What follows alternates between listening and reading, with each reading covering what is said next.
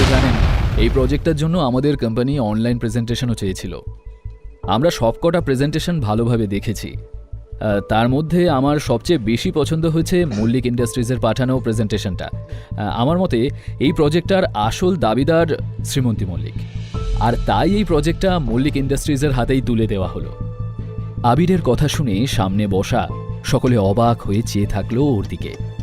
শ্রীমন্তী নিজেও একভাবে চেয়েছিল আবির দেব বর্মনের দিকে। সদ্য যা ঘটে গেল তা শ্রীমন্তীর বিশ্বাসই হচ্ছিল না।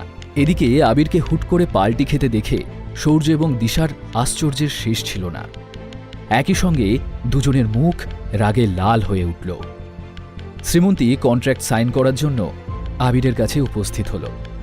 আবির ডিল ফাইনাল করে শ্রীমন্তীর সাথে হ্যান্ডশেক করলে ওখানে উপস্থিত সকলেই হাততালি দিয়ে উঠল। ঠিক তখনই আবির নিজের ফোন থেকে একটা নাম্বার ডায়াল করল। নাম্বারটা অয়নের নামে সেভ করা ছিল। শ্রীমন্তীর দৃষ্টিও আবিরের ফোনের দিকে যেতেই অয়নের নামটা দেখে ও দারুণ চমকে উঠল। চিন্তা করবেন না, আপনার কথা মতোই সবটা হয়েছে, শ্রীমন্তী আপন মনেই বলল। এই আবির দেব বর্মন অয়নের সেই বন্ধুটা নয় তো, যে অয়নকে দামি গাড়িটা দিয়েছিল? নিশ্চয়ই এই সেই বন্ধু।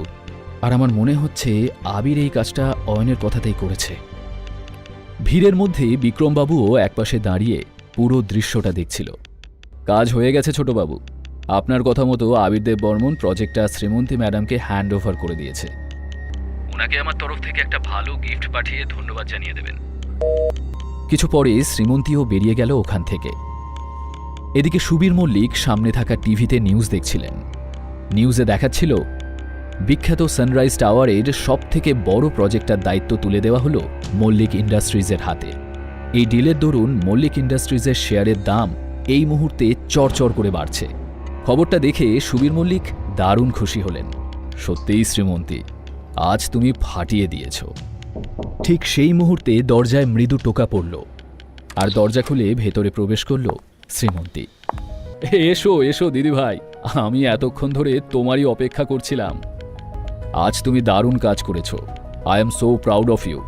বলো, কি গিফট চাও তুমি? দাদু ভাই, আমার বাবার সঙ্গে যে ইঞ্জিনিয়ারদের টিমটা কাজ করছিল তাদেরকে প্লিজ আমার আন্ডারে কাজ করতে দাও। ইতিমধ্যে সৌর্য আর দিশাও গোমরা মুখে সুবীরবাবুর সামনে এসে দাঁড়ালো। ঠিক আছে শ্রীমন্তী, ওই ইঞ্জিনিয়ারদের টিমটা আমি তোমাকেই দিয়ে দিলাম।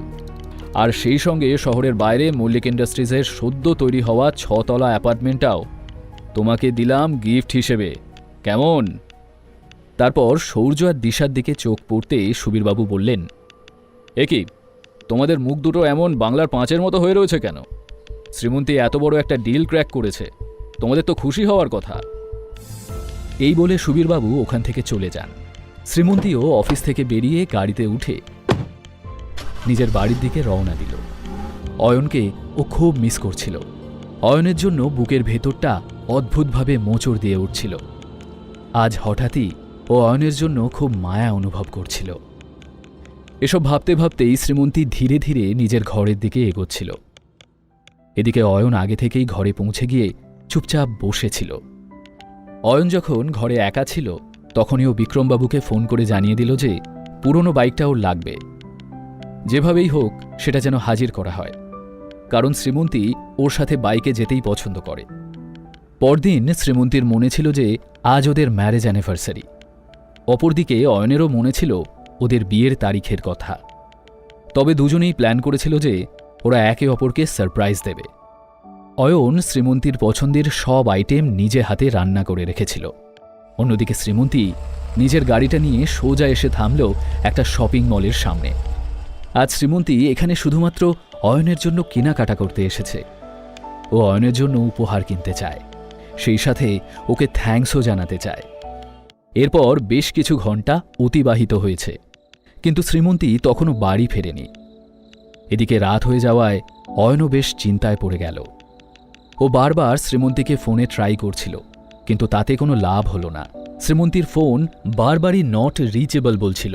ঠিক তখনই ডোরবেল বেজে উঠতেই অয়ন দ্রুত পায়ে দরজার দিকে এগোল। দরজা খুলে শ্রীমন্তীকে দেখা মাত্রই অয়নের মুখে হাসি ঝিলিক দিয়ে উঠল।